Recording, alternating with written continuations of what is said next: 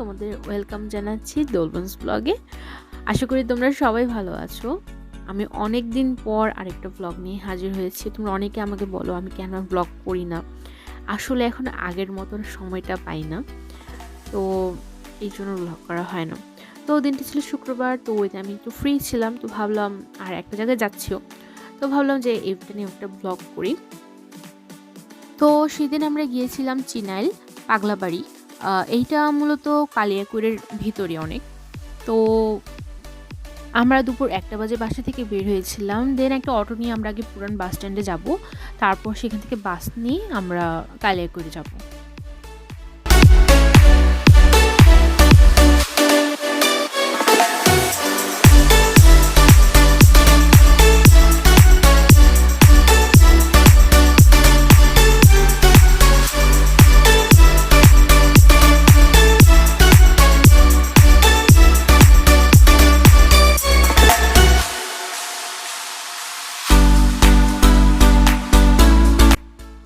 এই তো আমরা এখন কালিয়াকৈর বাস স্ট্যান্ডে পৌঁছে গেছি। তারপর আমরা একটু লাঞ্চ করব, কারণ আমরা দুজনকে বাসা থেকে লাঞ্চ করে বের হইনি।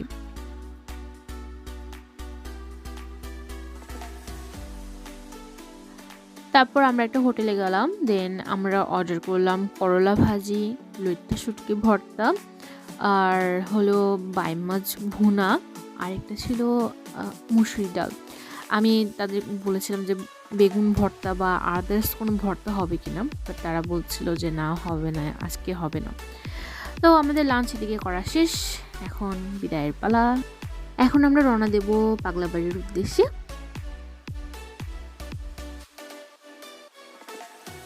অটোর জন্য আমাদেরকে অনেকক্ষণ ওয়েট করতে হয়েছিল, কোনো অটোই যেতে যাচ্ছিল না, কিসের জন্য কেন ভগবানই জানে।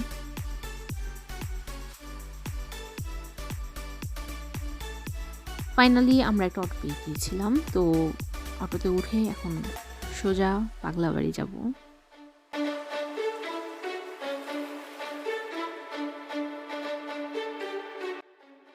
যেতে যেতে তোমাদের সাথে একটা কথা শেয়ার করি।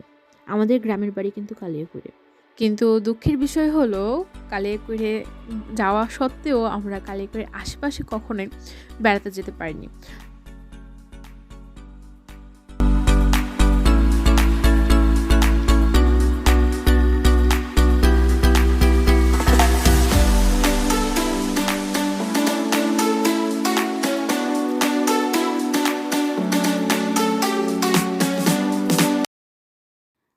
জায়গাটা সুন্দর না?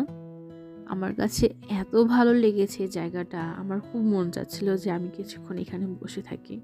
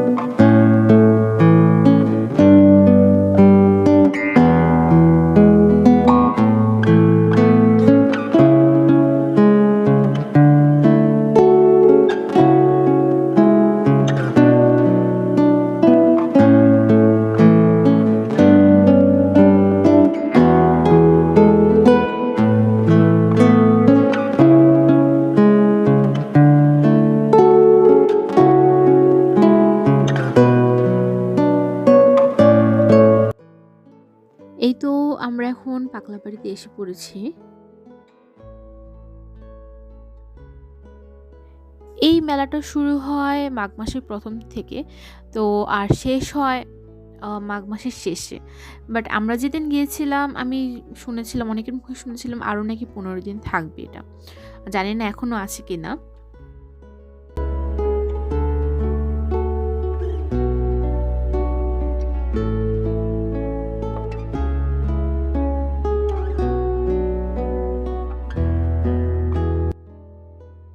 রাতে নাকি এখানে অনেক ভিড় হয়। এখন আমরা দুপুরবেলা গিয়েছিলাম, তো তেমন একটা ভিড় পাইনি।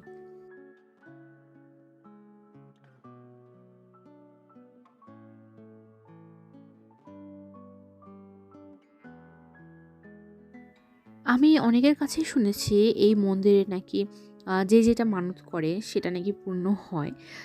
তো অনেকেই এখানে আসে, নিজের একটা মানত করে যায়। অনেকে অনেক কিছু চায়। অনেকের হাত পা ভেঙে যায় বা আ মাথা ব্যথা করে। ইভেন অনেকের অনেক কিছুই একটা প্রবলেম থাকে। তো তারা এখানে মানত করে। আর তারা এই মাঘ মাসটাতেই যে যেটা মানত করে সে এটাই এখানে দেয়। আবার অনেকে মানত করে যে আমার এই ইচ্ছাটা পূরণ হলে আমার যে তার বেবি হোক বা যেই হোক তার সমপরিমাণ কিছু ফল দেবে। ঠিক এই যে আজকে আমি এখন তোমাদেরকে যে ভিডিওটা দেখাচ্ছি এটাই ছিল মূলত এই ভিডিওটা। এই বাচ্চাটার মা কিছু মানত করেছিল আমি যতটুকু বুঝলাম। তো বাচ্চাটাকে ওই দাঁড়িপাল্লাতে বসাবে এবং বাচ্চাটার যতটুকু মানে ওজন হয় সেই ওজন অনুযায়ী ফল দেবে আর কি।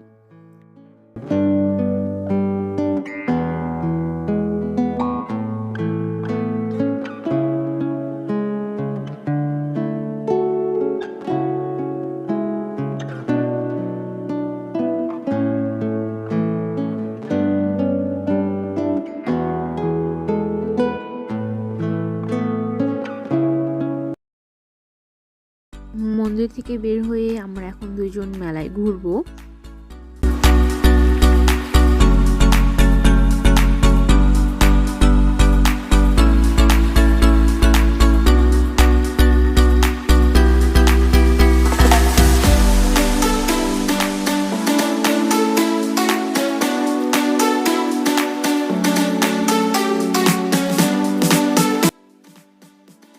আমি একটা বাটি কিনতে চেয়েছিলাম। তো এই দাদুটা আবার দেখাচ্ছিল আমার হাসব্যান্ডকে, এই যে দেখেন বাটির নমুনা। বাটি যতই বাটি দেন না কেন বাটি কিন্তু ভাঙবে না। অনেক কিছুই মার্কেটিং লেভেল সেই আর কি।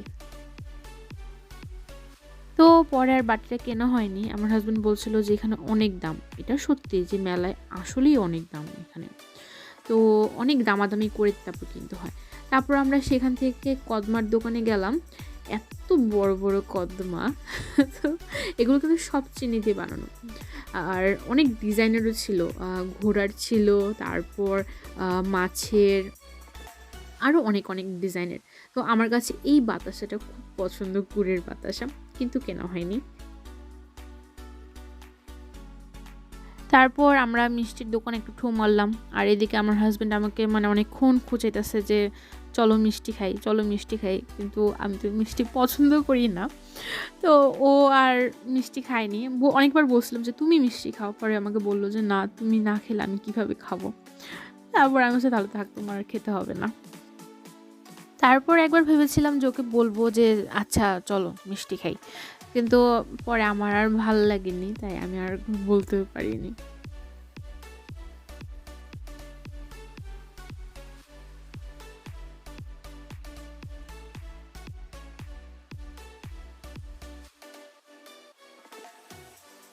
এদিকে আমি ভিডিও করছি আর সবাই আমার দিকে করে তাকিয়ে আছে। আমার কাছে এত আনকমফোর্টেবল ফিল হচ্ছিল তখন, মানে কি বলবো আর।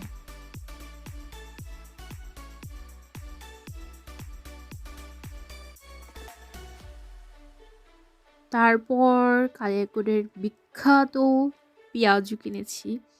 পেঁয়াজুটা এত মজা, মানে এত পেঁয়াজ দিয়ে বানানো, এটা আমার কাছে খুব মজা লাগে পেঁয়াজুটা। প্রায় ৭-৮ বছর পর আমি পেঁয়াজুটা খেয়েছি।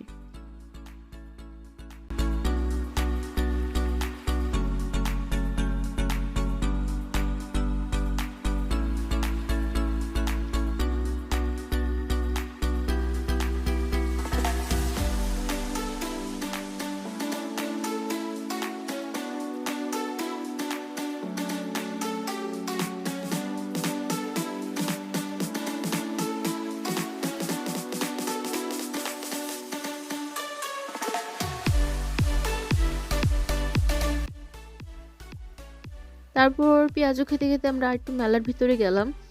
দেন মেলায় গিয়ে আমার এই হারগুলো খুব পছন্দ হয়েছিল। আমি আমার হাজব্যান্ডকে বললাম যে একটু কিনে দাও আমাকে। ও আমাকে বলতেছে এগুলা কাইতনের মতো দেখতে, কেন তুমি এগুলা গলায় পরবে?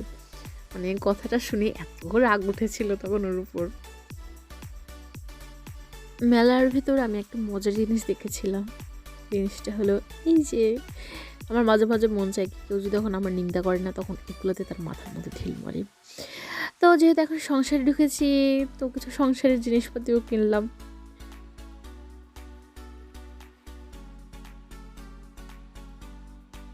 দেন আরও ১-১.৫ ঘন্টা আমরা মেলার মধ্যে ছিলাম। অনেক ঘোরাঘুরি করলাম, এই দেখলাম সেই দেখলাম, কিন্তু পছন্দ মতো কিছুই হয় না।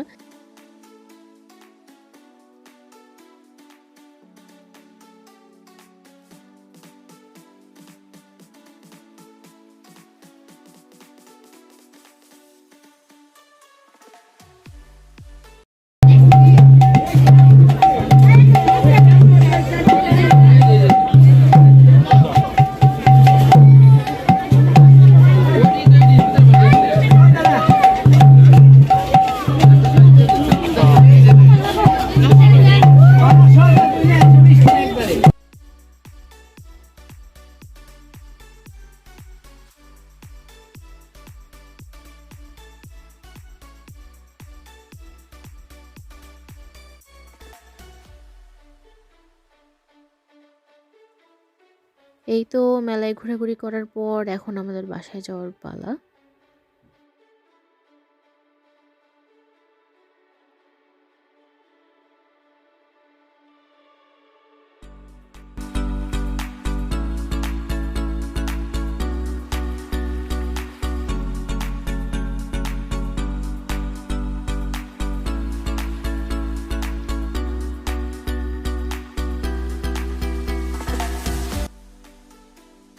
আর এদিকে রোদে ঘোরাঘুরি করে আমি খুবই টায়ার্ড হয়ে গিয়েছিলাম।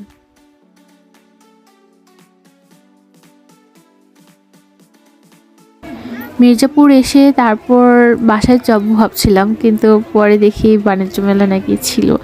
আর ওই দিন লাস্ট ডেট ছিল। তো ওকে বললাম যে তাহলে চলো আর একটু ঘুরে আসি। তো আর আমার কথা ফেললো না, তো আমাকে নিয়ে আবার একটু মেলায় ঘুরতে গেল। ওখানে তেমন বেশিক্ষণ ছিলাম না, আসলে যাওয়ার উদ্দেশ্য একটাই, আর সেটা হলো আচার কেনা। হ্যাঁ, ওখানে একটা স্টল দিয়েছিল, অনেক রকমের আচার বিক্রি করছিল। আমি ২বার বাণিজ্য মেলায় গিয়েছিলাম, সেখানে তো আমি ২বারই আচার কিনেছি। আর এইবার যখন গিয়েছিলাম তো আমি তখন রসুন আর তেঁতুলের আচার ছিল একটা মেবি, ওই আচারটা কিনেছি।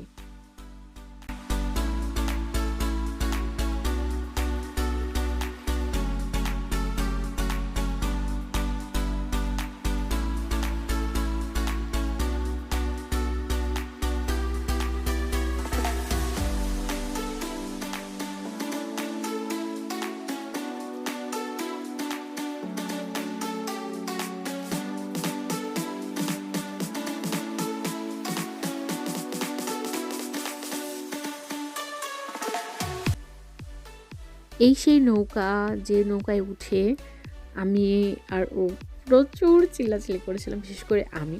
এটার একটা ভিডিও আমি অলরেডি আমার ফেসবুক পেজে দিয়েছিলাম।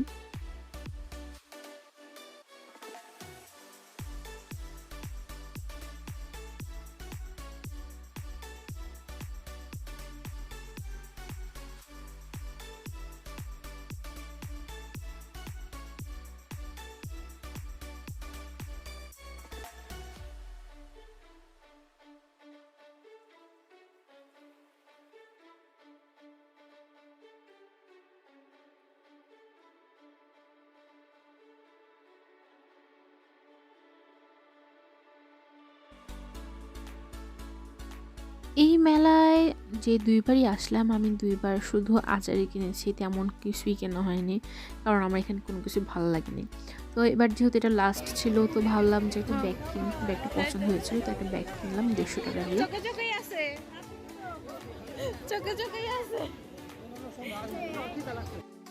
এই তো যেটার জন্য মেলায় আসা সেটা কেনা হয়ে গেছে, এখন বাসায় যাব।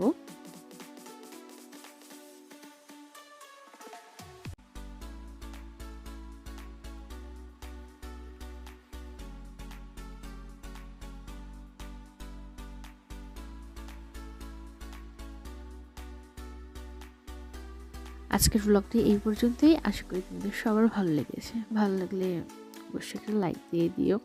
আর যারা যারা সাবস্ক্রাইব করো নাই প্লিজ আমার এই চ্যানেলটি সাবস্ক্রাইব করে দিও। তো আমার হাজব্যান্ড রেগে গেছে, রাস্তায় ব্লগ করতে দেবে না। ওকে, বাই বাই।